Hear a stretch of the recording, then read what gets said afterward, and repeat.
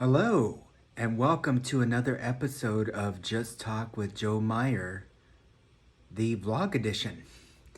Happy Sunday, everybody. As we are joined here today on this May 22nd, about 1:34 p.m. Pacific Standard Time. Not that it matters to anybody, but it doesn't matter what time my day of time is. But I was just thinking about, today, and I wasn't really going to do a vlog. I was gonna wait because sometimes I just feel like I don't have enough to talk about. And I talk a lot throughout the week. I talk to clients, I talk to my students. Sometimes I'm all talked out, to be honest. And I want to have juice in the tank or gas in the tank to talk to those of you who listen. I don't want you to feel like I'm just like, oh, I'm just tired and I don't really have much to say, because then you're not going to want to be here. You're going to be like, oh, we'll come back when he has more energy. I don't know how many of you listen to me. A few of you maybe. But, there's things that are on my mind. There's things that trouble me, affect me, things that I think about, right? And oftentimes I use my writing as my form of expression to get out those thoughts. And many of you can go out there and look for me. It's in WordPress, josephRmeyercreatives.com. And sometimes I have to, remember that, because I forget sometimes, like, my exact WordPress account. And let me just take a look here real quick here. I just want to see that I have the right address here. Looking on my computer. Yes, josephmeyercreatives.com. So I usually like to express myself on my writing, my blogs. I use, obviously, being here with all of you to talk about, in a more visual sense, what's going on in my life. A lot of what I talk about here is meant to be advice too, so that many of you who listen could use it yourself, I'm pretty much, in the mode of trying to coach people too, although I'm not a coach, I'm not a mentor. I use this time to kind of express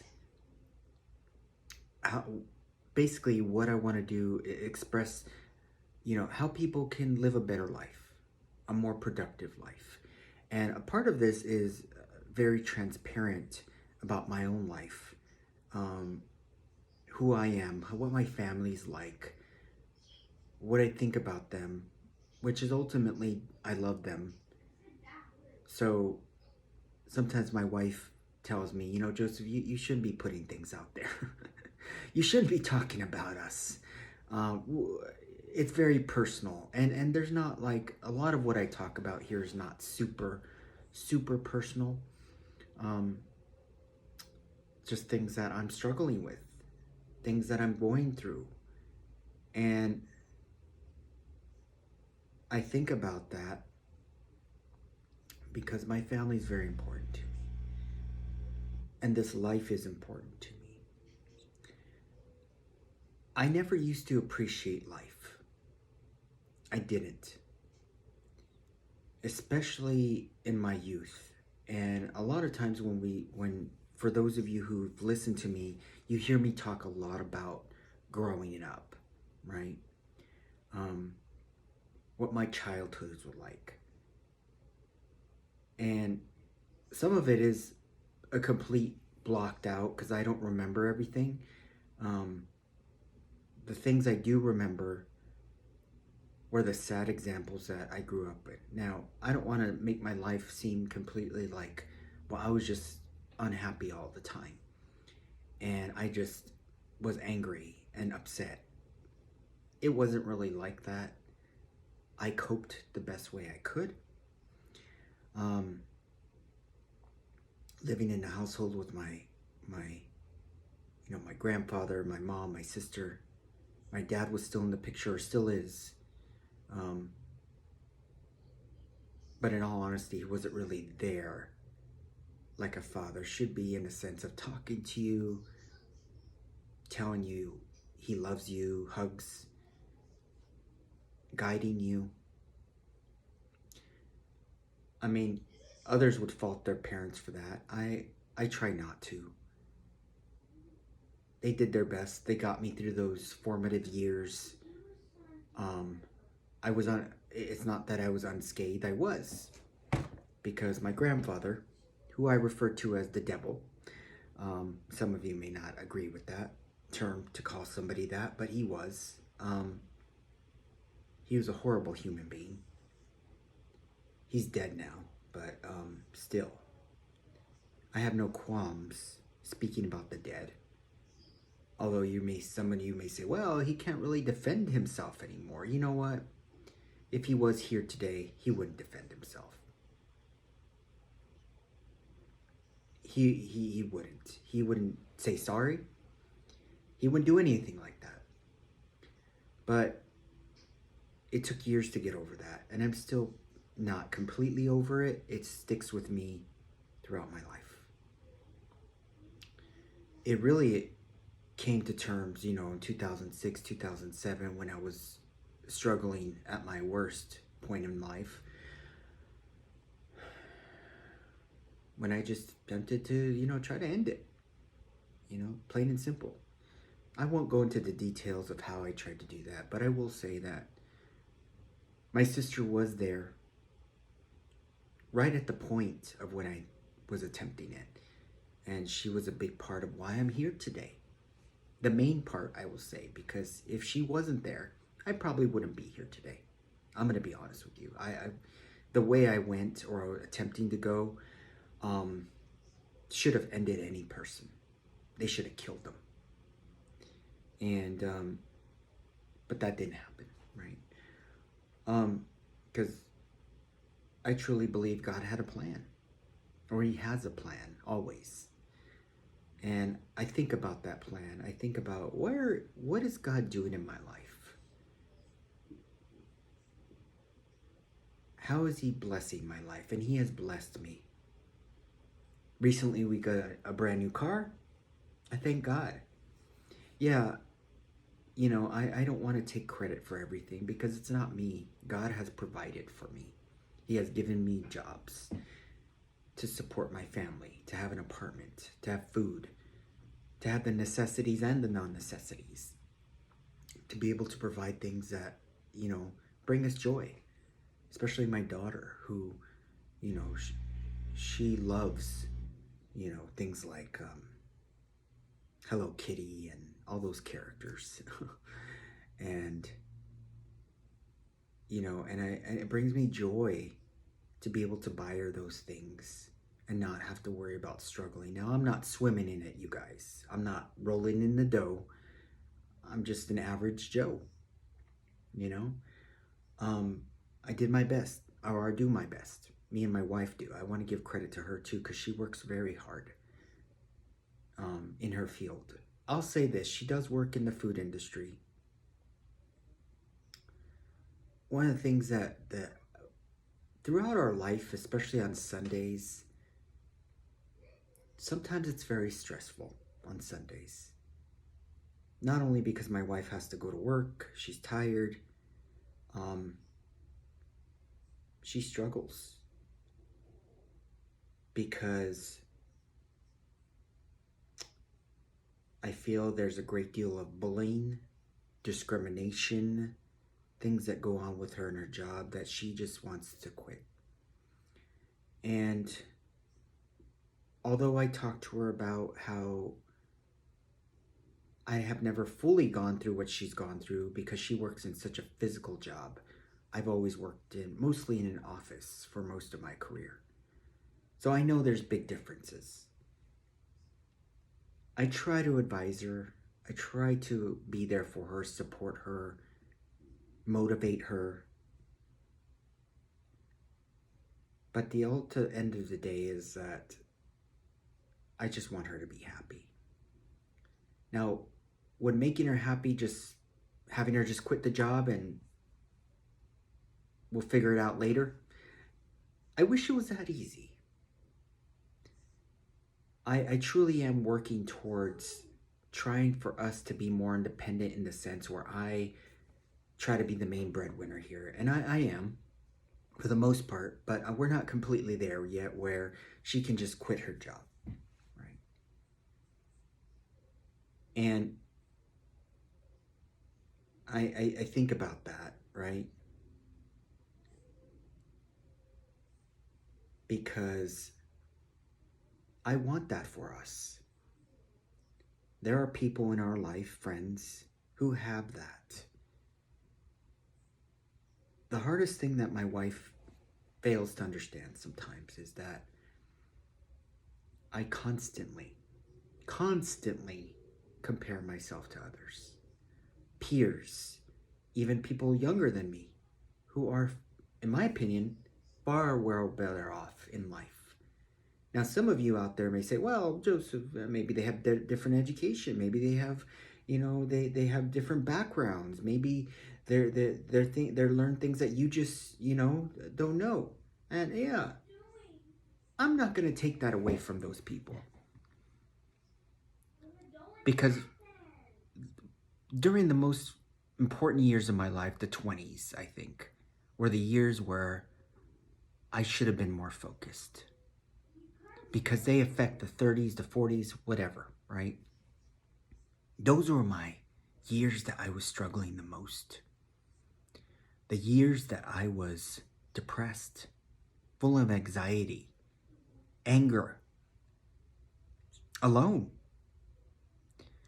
And those things affected me. Being alone was one of the things that affected me the most. Because I was in a constant search for companionship, a girlfriend. And it was very difficult because I was rejected all the time. Always. Now, I don't think I am an ugly person. I'm in my 40s now. Back then, I still looked young, obviously, but I didn't really look like this. I was much heavier. My cheeks were fuller. Some of you out there probably say, well, I don't care. Maybe, I'm sure you look fine, Joseph. Maybe I was just searching for the wrong people, the wrong type of women. But I was really searching. As soon as women saw my picture, they dropped contact. I wouldn't hear from them. I even had, and this was in my 20s. I forget what year it was. I remember I used to meet women online, dating sites.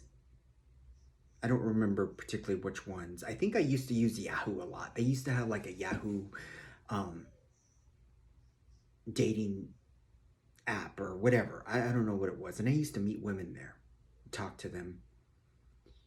And I used to toy with women. I'm going to be honest with you. I used to lead women on. And it felt good, I'm sorry to say. Although I know it was wrong. But when I did finally meet women, like we went out on a date or something, it was very casual in the sense where there was nothing that happened. It was just, we just hung out, right? Women did not see me in that certain way. Now, the things I see today is that women see men as sexual beings, right?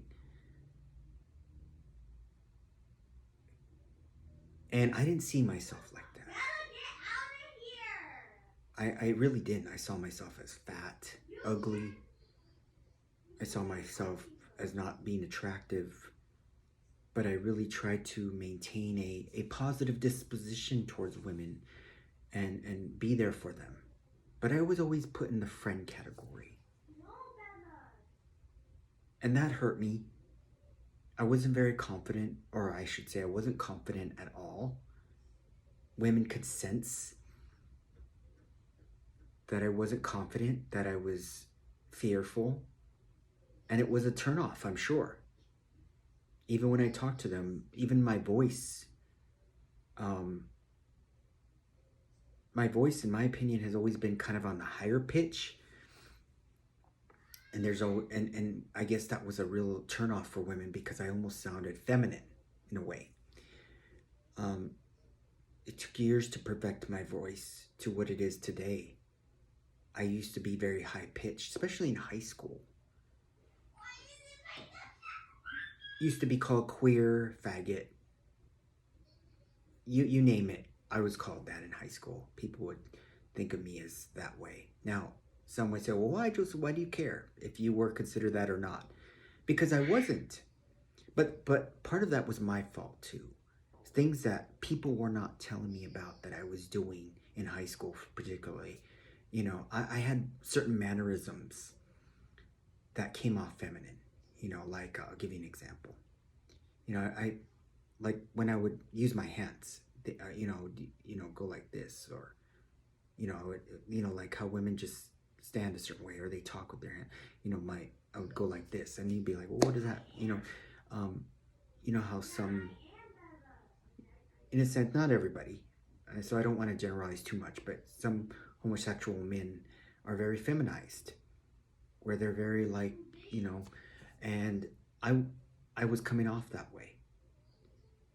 So I would be made fun of. I would be bullied for that, along with my high-pitched voice, lack of confidence,